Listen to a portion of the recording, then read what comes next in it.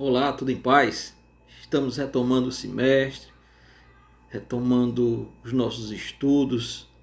Vamos fazer uma breve revisão dos nossos conteúdos do primeiro e do segundo bimestre. No primeiro bimestre nós trabalhamos os famosos domínios morfoclimáticos brasileiros. O que são esses domínios morfoclimáticos brasileiros? As grandes paisagens naturais do nosso país.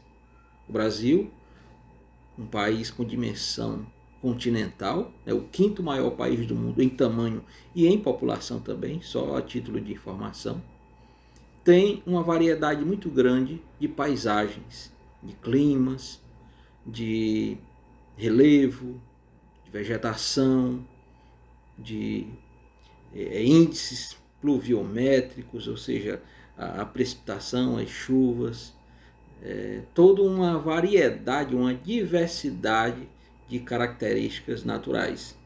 Então, de norte a sul, de leste a oeste, nós temos todo um conjunto diverso de paisagens e de espaços. Então, nós temos domínios morfoclimáticos. O que são esses domínios morfoclimáticos? São as grandes paisagens naturais elaboradas pela ação do clima. A palavra morfoclimático é a forma que o clima dá à paisagem. Foi criado pelo geógrafo Nazir Apsaber. É bom ressalvar.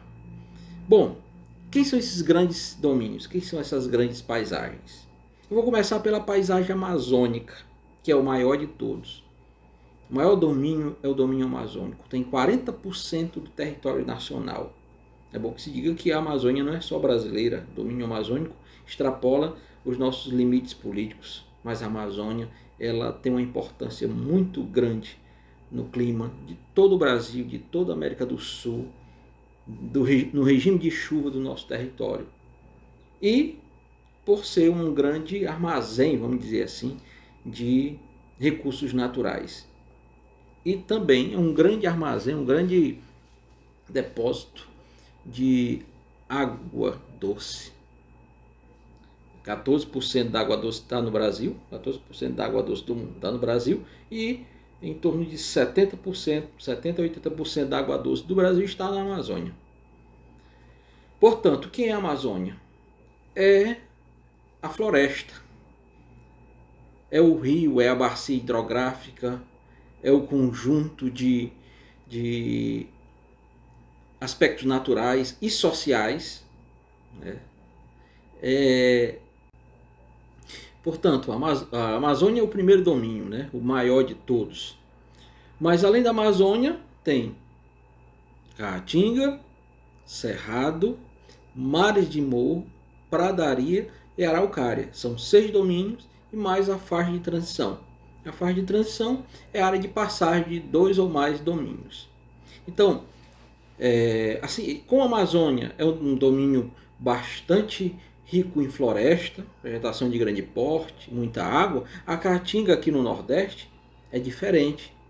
É um tipo de vegetação diferenciado, que se adapta à escassez de chuva, os rios são temporários, as temperaturas são elevadas, há uma irregularidade nas precipitações, diferentemente dos mares de morro, que é outro domínio que se estende ao longo do litoral, vai do Rio Grande do Norte ao Rio Grande do Sul, que é a chamada Mata Atlântica. Essa denominação mares de morro é justamente por conta do relevo arredondado. E aí, em seguida, no centro do país, no centro geográfico do Brasil, tem o Cerrado, que é um domínio também importantíssimo. É bom que se diga que o Cerrado é a chamada caixa d'água do Brasil, é a região onde é a mais rica em águas subterrâneas. Fica justamente no Planalto Central, na região mais elevada, onde é a nascente, né? São as cabeceiras de boa parte dos rios que banham o território brasileiro.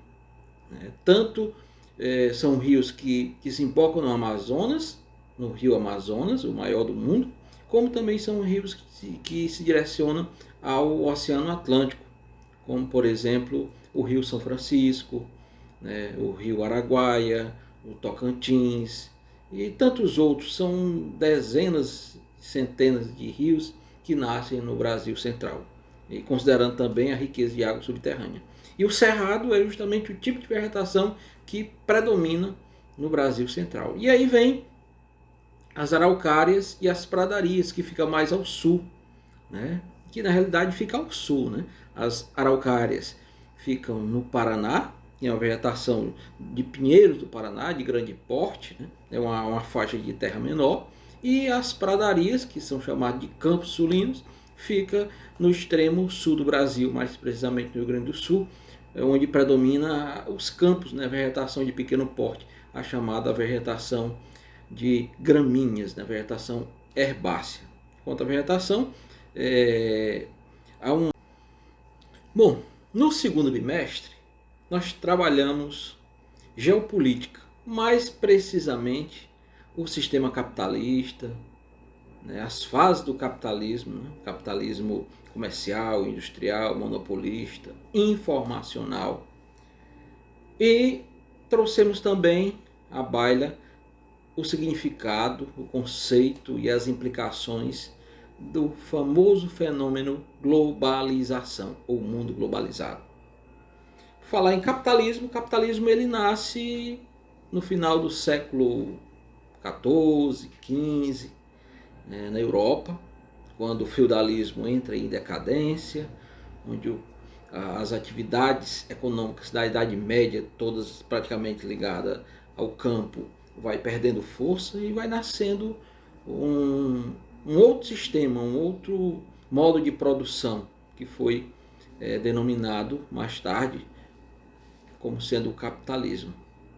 E esse capitalismo ele nasce com o renascimento do comércio, com a troca, o chamado escambo, as feiras, né, que revitalizaram as cidades europeias. E aí esse capitalismo vai ganhar espaço, vai ganhar força e vai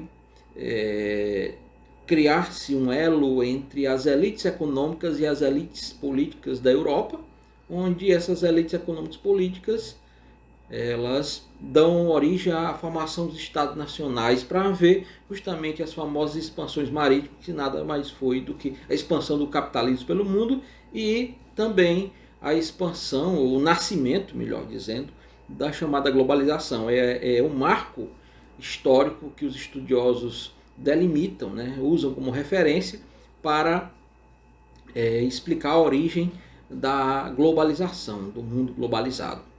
Então o capitalismo, repetindo, nasce com o comércio e com o passar dos anos esse comércio se expande pelo mundo, né, o fenômeno da globalização, e posteriormente ele vai adquirindo novas características, novas fisionomias. Nasce alguns séculos depois, mais precisamente na segunda metade do século XVIII, a indústria com a famosa Revolução Industrial na Inglaterra, e posteriormente do século XVIII em diante, já no século XX, né, o capitalismo informacional, capitalismo monopolista, mais na frente o capitalismo informacional, a era das multinacionais, a era Então, a globalização, como eu já disse, ela nasce no século XV, XVI, com as expansões marítimas. E essas expansões marítimas elas vão ganhar uma dimensão intercontinental. Chegar aqui no Novo Mundo, na chamada América, na Oceania, África, Sul da África, e o mundo vai se conectar, vamos dizer assim, a partir desse controle econômico das nações, vamos dizer assim, metropolitanas, né, nas metrópoles europeias. A globalização é essa conexão pela força dos meios de transporte, dos meios de comunicação, mais recentemente, né, a circulação de mercadorias, né, de produtos e de pessoas. E ao longo desses 5 séculos, as tecnologias, os meios de transporte e de comunicação têm acelerado, né, e têm encurtado as distâncias entre as nações, entre os países. E esse encurtamento das distâncias como eu disse, repito, pelos meios de transporte, meios de comunicação, e um elo econômico muito grande. Um elo econômico que tem gerado benefícios, bem verdade, mas tem causado transtornos, sobretudo às nações mais pobres. É um elo, uma ligação que se estabeleceu a partir do dominado e do dominador, desde os tempos coloniais, onde a metrópole dominava a colônia, o país descoberto. Hoje não mais existe essa relação, ou praticamente foi abolida. Mas o elo que existe entre as nações é um elo de dependência do desenvolvido em relação, do subdesenvolvido em relação ao desenvolvido, do rico, do central em relação ao periférico. Numa relação econômica de dependência dos países mais pobres. E essa dependência é econômica, através de endividamento.